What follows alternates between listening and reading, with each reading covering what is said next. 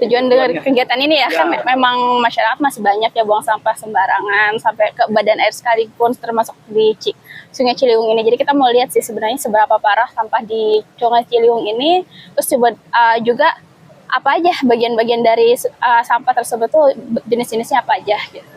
Ya targetnya tadi jenis-jenis kita tahu, terus sebenarnya produsen apa sih yang punya andil dalam kemasan-kemasan yang belum ketarik lagi ini kan kalau produsen sebenarnya punya kewajiban ya untuk mengolah kembali, gimana caranya untuk mengambil kembali kemasannya.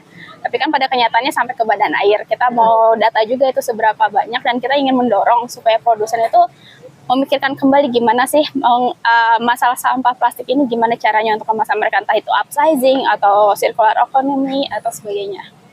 Saat ini kan belum semuanya melakukan ya, buktinya aja masih ada di lingkungan, itu kan udah fakta banget, ternyata memang belum selesai permasalahan itu. Jadi kita ingin mendorong benar-benar semua produsen yang memang punya kewajiban untuk melakukan itu.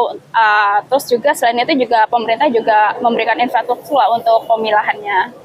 Terus juga biar dari peran serta masyarakat juga biar terbentuk habitnya gimana supaya sampah itu ya benar-benar ditaruh ke tempat pembuangan, jangan sampai dibuang ke sungai. Kalau hari ini yang paling banyak styrofoam ya, banyak banget.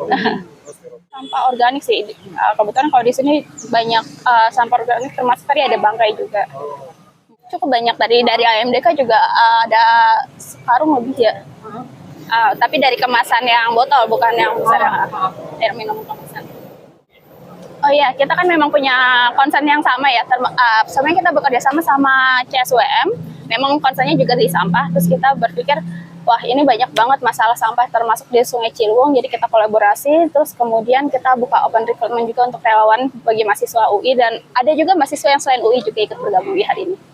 Sebelum ini kita baru melakukan yang audit sampah di 6 kota itu aja. Kalau yang untuk di Badan Air ini pertama. Ya, hasilnya nanti juga akan dibentuk dalam publikasi ilmiah pertama, terus yang kedua juga akan ada saran kebijakan juga untuk pemerintah sih. Rencananya untuk itu belum kita bisa pastikan, cuman emang ada rencana pasti ada berkelanjutan ya. Kalau cuma sekali doang kan nggak terlalu ada dampaknya, jadi memang harus berkelanjutan. Ya, betul. Kalau itu kita belum tentukan, cuman memang tentunya kalau yang di kota kemarin sudah disampling kan nanti beberapa tahun lagi pasti kita sampling kembali juga untuk melihat perbandingannya apakah sudah ada perubahan atau tidak. Untuk kota-kota yang lainnya mungkin akan ada juga jika ada kesempatan untuk itu. Ya benar.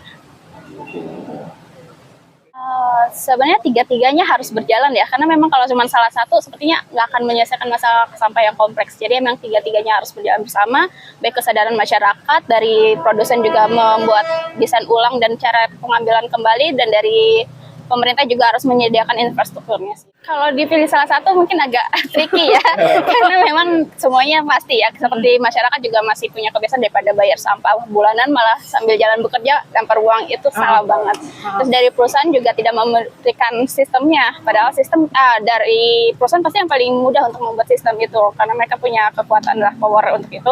Terus untuk dari pemerintah pun melakukan pembiaran, ketika perusahaan tidak melakukan, pemerintah belum memberikan punishment untuk itu juga punya. Betul. Harus ada reward dan punishment sepertinya supaya semuanya berjalan. Kalau itu mungkin kita perlu lihat dulu hasilnya bagaimana ya, karena beda-beda kota mungkin akan beda perlu teknologinya apa. Pasti akan lari ke sana juga untuk gimana sih solusi terbaiknya.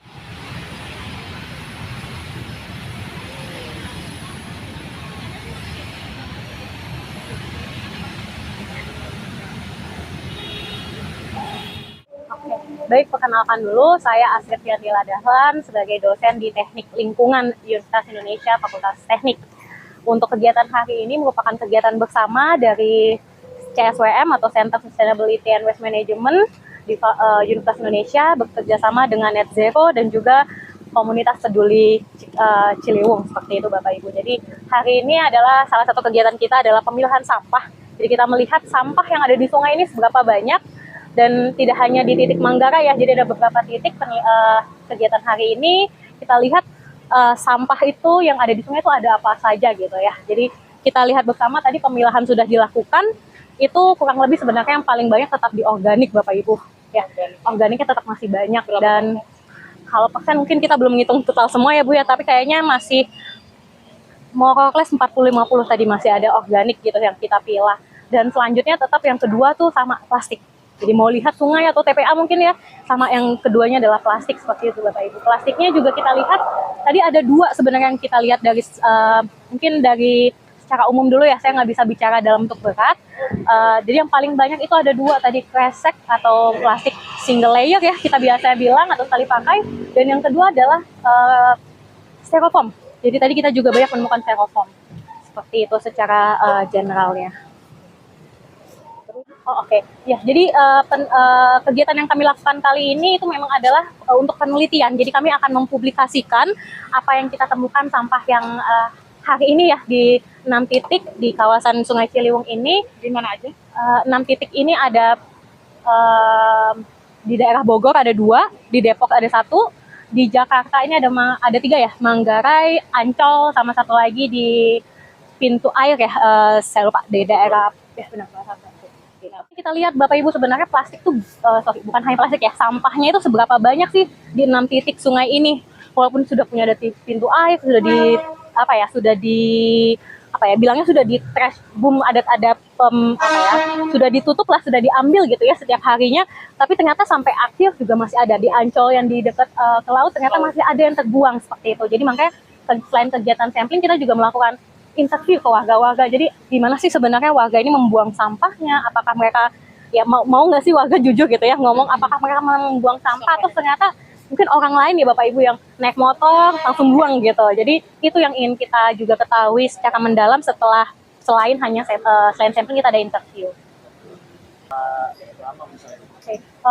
Memang kita akan ingin mempublikasikan secara ilmiah ya Bapak Ibu. Jadi memang itu takes time. Kalau boleh saya bilang memang takes time untuk publikasi, dan memang kita publikasinya juga inginnya di jurnal internasional. Jadi kegiatan-kegiatan seperti ini tuh bagus dipublikasi secara internasional. Jadi nggak hanya ngomong tuh tiba-tiba orang luar negeri ngomong gitu kan nggak enak ya. Jadi dari hasil ini tentu, tapi butuh waktu ya Bapak Ibu ya. Kita nggak bisa ngasih tahu dalam waktu seminggu 2 minggu gitu, tapi akan dipublikasikan internasional dalam waktu dekat. Sebelum ini ada kegiatan lain persis sama seperti ini, atau kegiatan lain apa yang akan dilakukan, atau baru pertama kali ya kerjasama dengan ya net zero, dan tapi net zero juga sebenarnya sudah ada historis untuk pengambilan sampah, tapi memang kita ingin gimana caranya si data ini sebenarnya dipublikasikan. Jadi ketika pemerintah mau mengambil keputusan juga mereka sudah ada datanya secara akademisi seperti itu.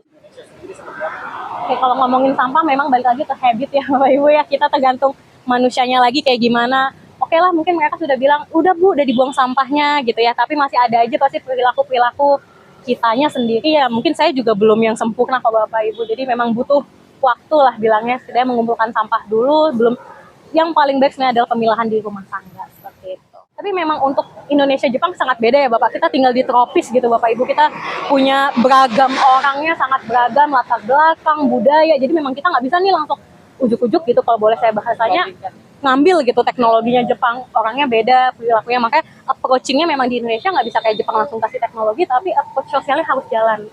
Jadi makanya saya kalau dari kami sih lebih suka approach personal, masyarakat, suruh pilah di rumah, sebelum kita ngomongin namanya teknologi kayak gitu. Itu benar. Kayak mungkin dari pemerintah sebenarnya termasuk produsen juga. Yes.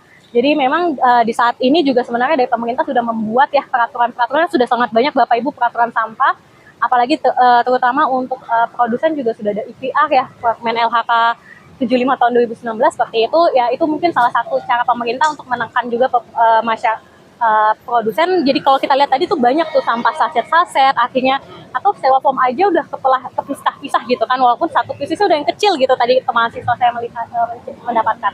Jadi memang mungkin pemilihan bentuk packaging lah boleh kita bilang memang harus disesuaikan kembali, dan ini sebenarnya adalah tugas bersama ya, tidak hanya pemerintah tapi dari produsen, masyarakat, kita harus bekerja sama untuk menyelesaikan permasalahan sampah seperti itu. Mbak Kris, boleh mau kontaknya kalau kita mau. Boleh Bapak.